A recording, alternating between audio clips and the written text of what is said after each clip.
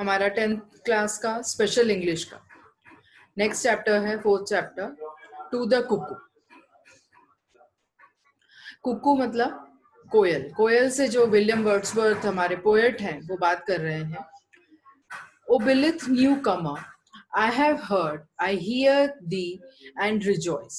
O cuckoo, shall I call thee bird or but a wonderful voice? वो बोल रहे हैं कि ओ न्यूकमर, मतलब कुकू कब आती है?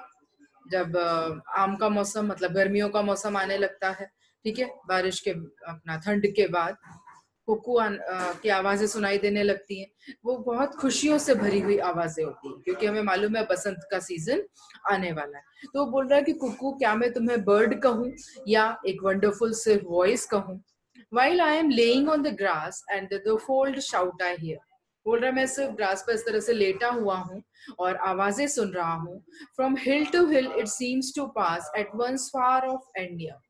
अब जब ये हिल्स पर लेटा हुआ है, पहाड़ों की जो घास है वहां लेटा है, तो वहां पर क्या होगी? आवाजें गूंजेंगी, है ना। तो इसलिए वो बोल रहा है कि जैसी आवाज आ रही है तो फार फ्रॉम हियर नियर, कहाँ से आ रही है, हिल टू हिल पास हो रही है, कुछ समझ में नहीं आ रहा।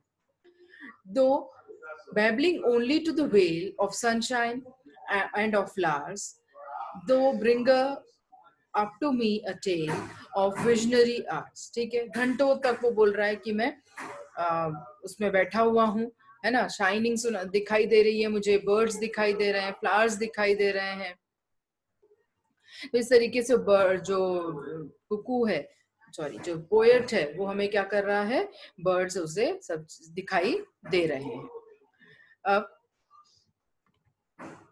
इस तरीके से पोएट जो है वो बता रहा है हमको। अब आगे जो है इसके क्वेश्चन आंसर्स है। पोएम हमारी इतनी सी है। Why does the poet choose to call the cuckoo a wondering voice? अब वो बोल रहा है कि पोएट ने एक वंडरफुल वॉइस क्यों कहा है यहाँ तक की पोएम में? क्योंकि बहुत ही सुंदर जो है वो आवाज हमारी कुकू की होती है, इसीलिए यहाँ पर ये क्वेश्चन का हमारा आंसर आएगा। अब वो क्या लेकर आ रही है? Thrice welcome, daring of the spring, even yet thou art to me no bird but an invisible thing, a voice, a mystery।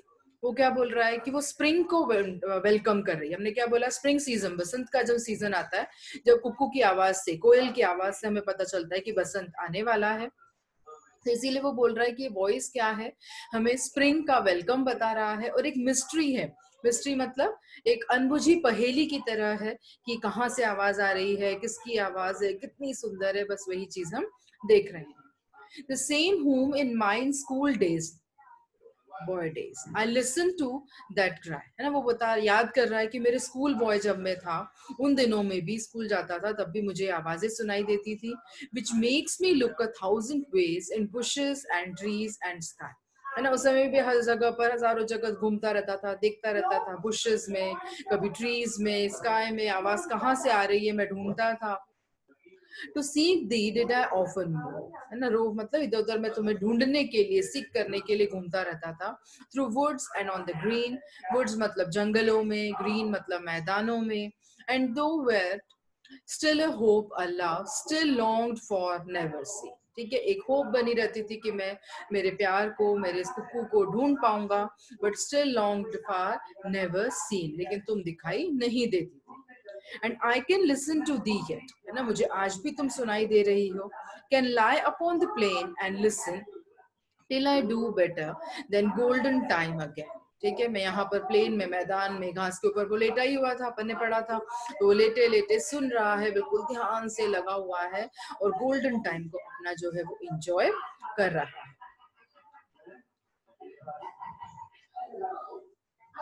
ठीक, तो उसके बाद next line, O blessed bird, the earth we pace, again appeared to be an unstandable fairy place, that it fits home for thee। ठीक है, वो क्या बोल रहा है? बर्ड, तुम बहुत ब्लेस्ड हो, भगवान की तुम्हें ब्लेसिंग्स मिली हुई हैं। अगेन कभी सुनाई फिर दे रही हो, फिर घूमती जा रही हो, मतलब घूम रही है वो, उसे समझ नहीं आ रहा है कि वो कहाँ पर। ठीक है, तो इस तरीके से हमने ये जो पोयम है वो पढ़ी है। To the Cuckoo by Wordsworth is a poem of joy and happy memories। इस पोयम में विलियम वर्ड्सवर्थ अपने बचपन की यादें ताजा की हैं कि किस तरीके से बचपन में भी बहुत खुश होता था, हैप्पी होता था, पूरे टाइम कुकू का जो सॉन्ग है वो सुनने में बहुत अच्छा लगता था। The little song bird cuckoo came to England in early spring. ठीक है, ये इंग्लैंड में लिखी है उन्होंने।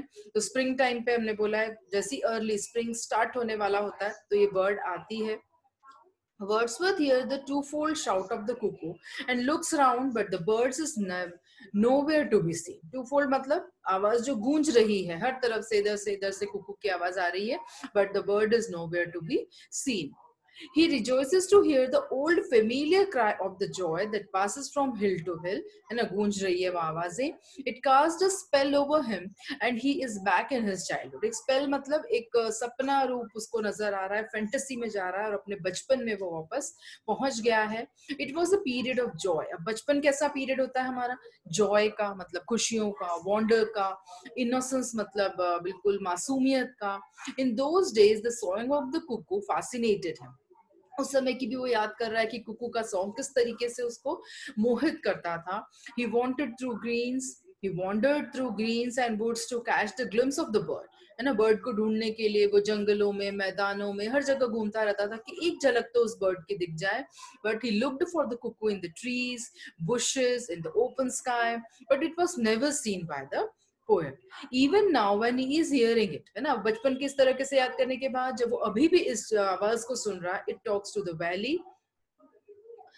I cannot see it. आज भी वो उस बर्ड को देख नहीं पा रहा है. He wonders where there is a real bird or wandering bird, है ना, और ओनली वॉन्डरिंग वॉइस. वो सोच रहा है कि उस समय भी मुझे आवाजें इतनी सुंदर इसकी आती थी, लेकिन मुझे कभी बर्ड दिखाई नहीं दिया. मैंने हर जगह ढूंढा, आज भी मुझे हर जगह देख रहा हूँ, मुझे बर्ड दिखाई नहीं दे रहा है. तो क्या ये बर्ड असली है या सिर्फ वॉइस है उसकी? This wandering voice still makes him forget everything and enters the world of imagination. और ये जो voice है वो आज भी बचपन की तरह उसको हर चीज भुला देती है, कि इमेजिनरी वर्ल्ड में वो चला जाता है. Everyday world turns into a Pheri land, है ना, और रोजमर्रा का जो वर्ल्ड है वो काय में बदल गया है? फेरी लैंड में, जो परियों की दुनिया में बदल जाता है. He become a child once again, full of joy and wonder. This poem is an address of welcome to cuckoo which comes to England in spring. The song of the bird brings to the mind of the poet the memories of the child. ठीक है, अब summary हम देखें तो क्या होगा कि जो सॉन्ग ऑफ द वर्ड है वो पोएट को कहाँ ले जाता है? उसकी चाइल्डहुड की मेमोरीज में ले जा रहा है. When he was a boy, he heard the cry of the cuckoo, but he could never see it. बचपन में भी आवाज सुनाई देती थी, लेकिन वो कभी उसको देख नहीं पाया. It seems to him invisible. In these lines, the poet called the cuckoo a fortunate bird. And a fortunate bird कहा है क्यों? He loves to listen its song. Because he loves to listen its song. When he was a boy, the earth seems to him unreal. जब वो boy था, छोटा लड़का था, छोटा बच्चा था, तो अनरियल लगता था उसको हर चीज. Now when he is grown up, लेकिन अब तो वो बड़ा हो चुका है. Earth once again appear to him unreal. अभी हमने क्या बोला कि वो वापस से उन्हीं बचपन की यादों में, फैसिनेटिंग वर्ल्ड में, फेरी लैंड में चला जाता है जब भी इस आवाज को सुनता है. और उस समय पर उसको वापस से अर्थ कैसी लगने लगती है? अनरियल लगने लगती है. ठीक है, मतलब this unreal earth the poet says a proper place for the invisible bird to live. ठीक है, तो इस पोयम में मतलब हमने बस यही देखा है कि किस तरीके से जो बर्ड है वो वापस से बढ़ रही है और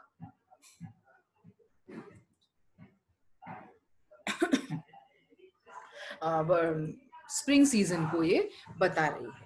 ठीक है, तो स्प्रिंग सीजन की स्टार्टिंग में जैसे ही ये बर्ड हमें दिखाई देती है या इसकी आवाजें सुनाई देती हैं, हम बर्ड को ढूंढने की कोशिश करते हैं, हम लोग भी करते हैं, लेकिन बर्ड जो है हमें नजर नहीं आती. एक फैसिनेटिंग बर्ड है जो हमें फैसिनेटिंग और फेरी लैंड में, हमारे बचपन की दुनिया में पहुंचा देती है.